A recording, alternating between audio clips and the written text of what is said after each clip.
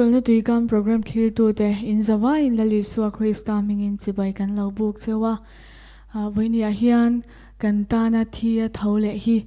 faktur kan nia lali suwa Krista hi choi moi tur kan ni ti kha masai in kan soidua Lucas ya ka khanin mei chet thipu ti dam thu kan muwa Luka bung ria thua khanin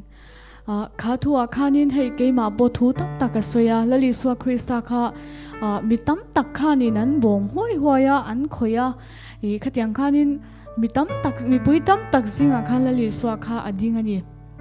ichon mei chet thiput khanin lali suwa Krista kha apuan mor chau po dekila ka damang mo lali suwa Krista kha be sei tak zet ani ta chon lali suwa Krista puan mor kha adeka lali suwa Krista lali suwa trong kam he ta hianin keima thinlunga thu soina sadeu me oma tin isuan mi dek khatu nge ni atia tin keichu kan ni lo an ti chewa petera le achian ten zirti tu mi pui nan ne khoi khoi chea an chil hoi hoi che lo mat an tia ni ma sila isuan tu in emozong mi dekani thil ti theina ka chunga ta achuak ti ka shenge nge sin atia tin meichia chuana in thup theilo asia a khur chungin alo kala amma abok khuba ade chan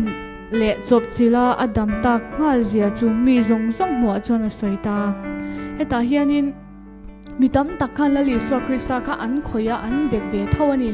masela li suwa Krista thil ti theina ti chuak thei chu meichia mo mei chet thiput be seina nung nei tu chau khani ta chuan kari ru lo om tu chu hey Christmas kan lo thleng le don to a lali suwa Krista kan ta na lo pian na mo fa pa pekin kanom le don ani ta chuan mitam takin he kan lo urlo ka kor thar te phei khok thar te eng mo thil thar nei turin kanin buat saya ta hian kari ru lo om chu Christmas mo ka Christmas lom tur cheu hi thinlung takalali suwa Krista dek tu hi mi engsat nge omang ti hi zona keima chona lo thenga mei chet thipu thian Isua Krista thil ti theina ti chuakial khopin Isua Krista be se ni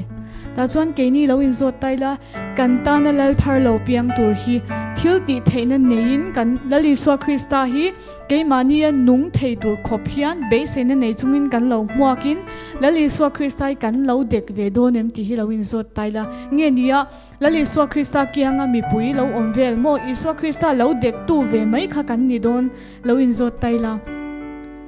akar kha hla ka ti mi pui tam takin Isua Krista kha an khoi ve hoi hoi tho ma se dam na chang tu chu lali Isua Krista be se tu tak tak khani ta chuan Isua Krista thinlung takalong huak tu nge kan ni dona Isua Krista kha a che vel mo abul vel lo om ve mai a khatia lo be se tu kha kan ni don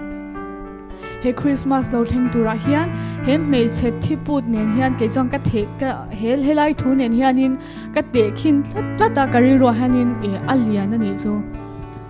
abe seina khana sa lali Isua Krista thil ti theina achung om kha che hialani chutiang che chuan he kanta na lo piang hi kanta na enge engkim huama mo thitura kanta na lo piang hi thinlung taka be sei tu kan lo ni be hi kan du tak zeta a phobwa ka hian kan lo buai le mai ngem ti hi ma ni lo in sot taila thil thar kan nei le nei lo lama te kan ta na lo piang ai ma hian tiro kan du enge moni kan ti sama mo le ti sadu zong hian kan lo tham ral thina chu poi tak zetani kumin na chu lali Isua Krista be sei tu tak tak lali Isua Krista thil ti theina ti che khop hiala be sei tu ni kan dum turani tharau lama dam na chang turin kan be turani kan hun le ni te hi arei to lama ni tin kan hun hi hun to pani zel ti hi sia turani chuwangin Isua Krista kan hne na aron kaldon aron piang non le don chu eng ang chia be seina nung nei chung nge kan lo mo don hei hi siang u phei khok thar phone thar thom no thar lir thei thar in le kanin chung mo kan seina tur thil thar zong zong ai Isua Krista hi keimania alo thar hi tu ber zo kang u chu a hlu berani ti boinia hian sia ila kan du tak seta lali so Krista hi be seina nung nen lo dek la be seina thar nen mo amma hi thil ti thei engkim nei tu ni zia shetur khopin be seina nung lo nei turin kan han som cheuni pui su lo be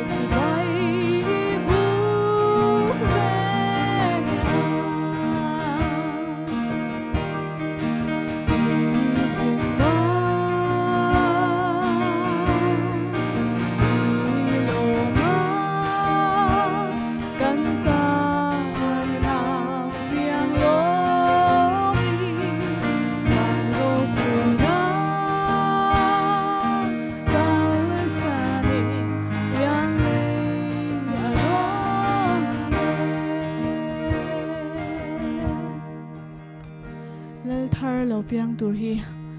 min siam tu min din tu du dan taka manga be seina nung ne na lo huak turin kan hanin soma